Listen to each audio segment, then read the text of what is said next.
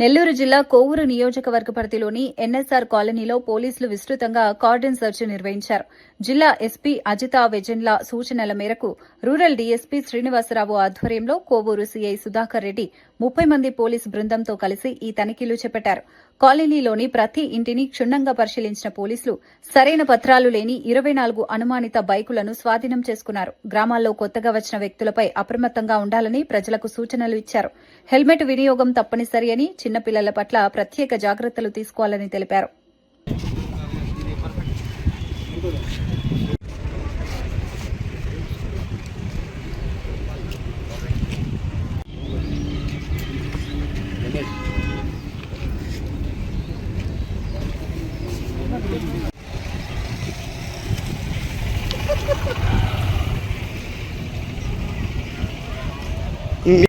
మన కనపడినగా వెళ్ళిపోతారు. ఏడ్చేది ఎవరు రేపు?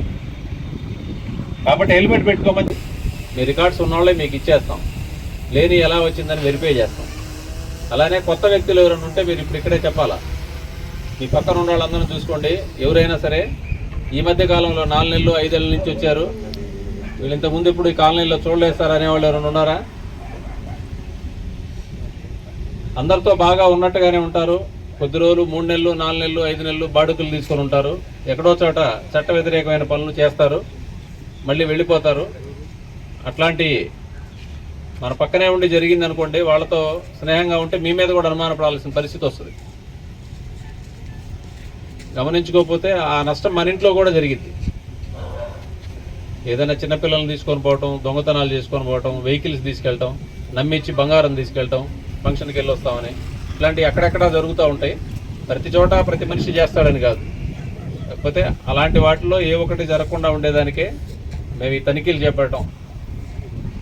మీ కాలనీలో ఎక్కడైనా గంజాయి, బంగాకు ఇట్లా అంటారు కదా, అట్లాంటి అమ్మటం కానీ తాగేవాళ్ళు కానీ ఉన్నారా? అది అందరికీ నష్టం చేకూరుతుంది. అట్లాంటివి ఉంటే మీరు దాచిపెట్టారనుకోండి, మనకెందుకులేని రేపటి రోజు అది ఏదైనా ఇబ్బంది మనకే జరగవచ్చు, మన కుటుంబ సభ్యులకు జరగవచ్చు. చెప్పాలి.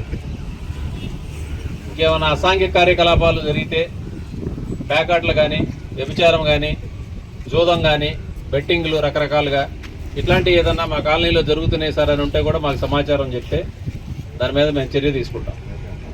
ఇవన్నీ కూడా మీ కుటుంబాలకు నష్టం చేకూర్చేటువంటి తప్పులు. నేను కాదులే, మన ఇంట్లో కాదు, నన్ను అడగలేదు కాదు. అదేవిధంగా బైక్ డ్రైవింగ్ కూడా పిల్లలకు అత్యంత సరదా.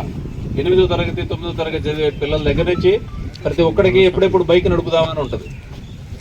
ఇంట్లో తండ్రి లేకుండా బయటికి ఏదో వెళ్తే తాళం తీసుకొని పోవటం, లేదా వాళ్ళ అమ్మను బతిమలాడో బెదిరించో బండి తీసుకొని పోవటం, లేదా పక్కన ఏదో తెలిసింది బాబాయ్దో మా మేనమావదో బండి అడగటం, ఇట్లా చేయటం. వాడికి డ్రైవింగ్ మొత్తం పూర్తిగా రాదు. ఒకవేళ వాడికి డ్రైవింగ్ వచ్చినా రోడ్డు మీద అటువైపు ఇటువైపు గమనించేంత అవకాశం ఉండదు వాళ్ళకి. చాలామంది అట్లా రోడ్డు ప్రమాదాలకు గురయ్యి తీవ్రమైన దెబ్బలు తగిలి కొన్నిసార్లు దురదృష్టవశాత్తు ప్రాణాలు కూడా కోల్పోయేటువంటి సంఘటనలు మేము చూస్తూ ఉన్నాం. మైనర్లు, చిన్న పిల్లలకు కూడా ఎట్టి పరిస్థితుల్లో మీరు బైకులు ఇవ్వద్దు. ఏమా అడిగితే ఇస్తారా? పిల్లలు ఏడుస్తా బైక్ కావాలంటే చిన్నపిల్లలకి ఎట్టి పరిస్థితులు ఇవ్వకూడదు. కాసేపు ఏడుస్తాడు అంతవరకు. తర్వాత ఏదైనా ఇబ్బంది అయితే జీవితాంతా బాధపడద్దా వాళ్ళు? మీరు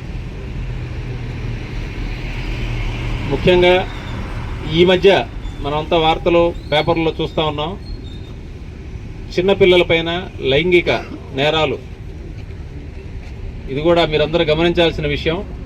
దగ్గర బంధువులు, మన ఇంటి చుట్టుపక్కల ఉండేటువంటి మనుషులు, బాగా తెలిసిన వాళ్ళు కూడా కొన్నిసార్లు చిన్నపిల్లల మీద చేయకూడనటువంటి తప్పుడు పనులు చేస్తూ ఉన్నాయి, మనం గమనిస్తున్నాం.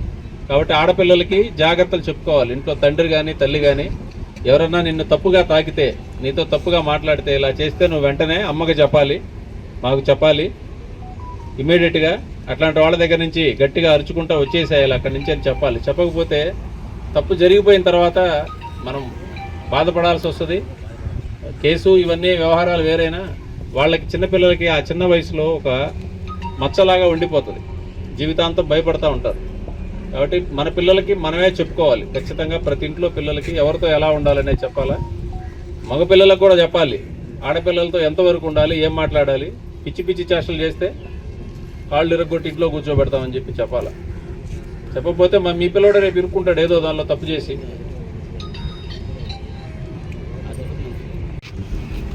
ఇప్పుడు ఈ ఎన్ఎస్ఆర్ కాలనీ నుంచి ఏంటంటే రెంట్కి ఎవరన్నా కొత్త వ్యక్తులు ఎవరన్నా రెంట్కి వస్తే ఇక్కడ నేను మీటింగ్ పెట్టినప్పుడు అయితే రెంట్కి చౌసులు లేవని చెప్పారు. అయినా సరే ఎవరన్నా రెంట్కి వస్తే మాత్రం ఇంటిమేషన్ చేయాలి.